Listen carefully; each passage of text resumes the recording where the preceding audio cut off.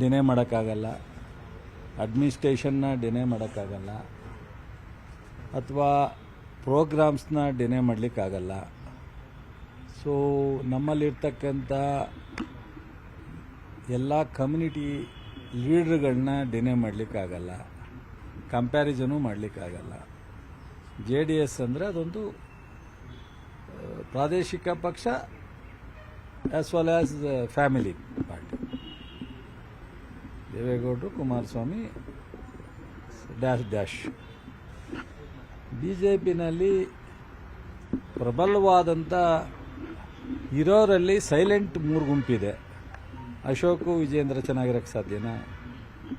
ಸೋಮಣ್ಣ ವಿಜೇಂದ್ರ ಚೆನ್ನಾಗಿರೋಕ್ಕೆ ಸಾಧ್ಯನಾ?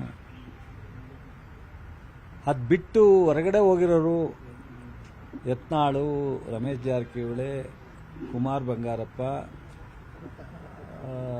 ಪ್ರತಾಪ್ ಸಿಂಹ ಮತ್ತು ನಮ್ಮ ಕಾರವಾರ XMP ಅನಂತಕುಮಾರ್ ಹೆಗಡೆ ಇವರೆಲ್ಲ ಏನು ಸ್ಮಾಲ್ ಲೀಡ್ರ್ ಅಲ್ಲ.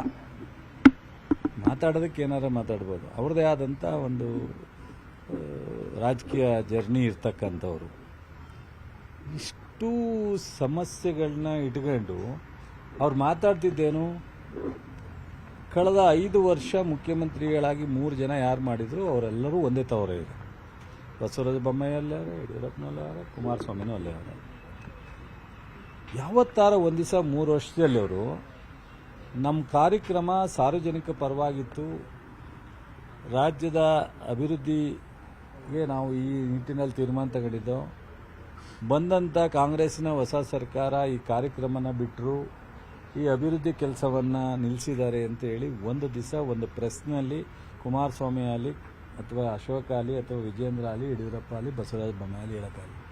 ನಾನು ನೋಡಿದ್ದೀನಿ 3 ವರ್ಷ ನಿಮ್ಮ ಮೀಡಿಯಾ ಎಲ್ಲ ನೋಡಿದ್ದೀನಿ, ಹುಡುಕಿ ಪ್ರೆಸ್ನ ನೋಡಿದ್ದೀನಿ.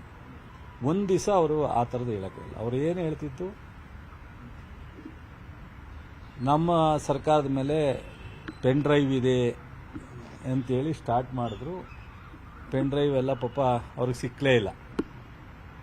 ಜೊತೆಗೆ ಕರಪ್ಷನ್ ಬಗ್ಗೆ ಹೇಳಿದ್ರು, ಅವ್ರದ್ದೇ ಪ್ರೂವ್ ಆಗ್ಬಿಡ್ತು. ಕರಪ್ಷನ್ ಡಿನೇ ಮಾಡೋಕ್ಕಾಗಲ್ಲ, ಅಡ್ಮಿನಿಸ್ಟ್ರೇಷನ್ನ ಡಿನೇ ಮಾಡೋಕ್ಕಾಗಲ್ಲ, ಅಥವಾ ಪ್ರೋಗ್ರಾಮ್ಸ್ನ ಡಿನೇ ಮಾಡಲಿಕ್ಕಾಗಲ್ಲ. ಸೊ ನಮ್ಮಲ್ಲಿರ್ತಕ್ಕಂಥ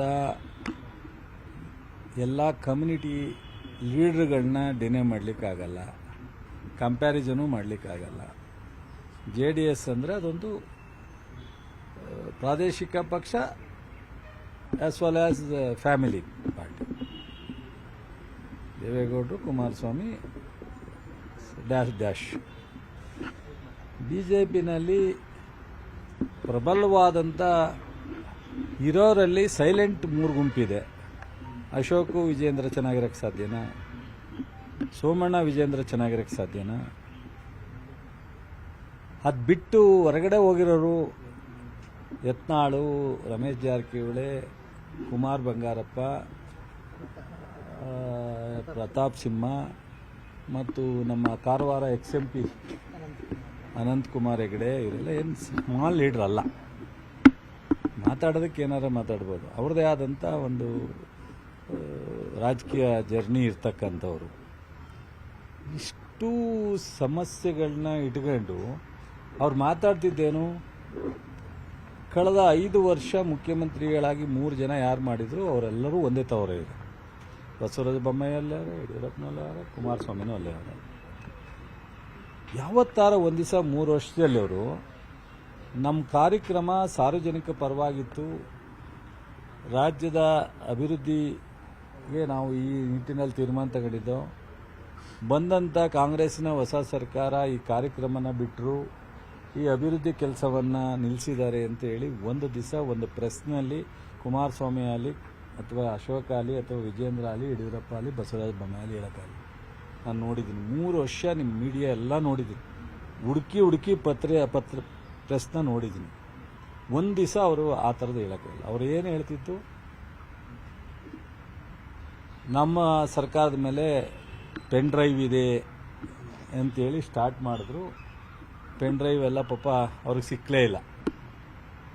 ಜೊತೆಗೆ ಕರಪ್ಷನ್ ಬಗ್ಗೆ ಹೇಳಿದ್ರು, ಅವ್ರದ್ದೇ ಪ್ರೂವ್ ಆಗ್ಬಿಡ್ತು ಕರಪ್ಷನ್.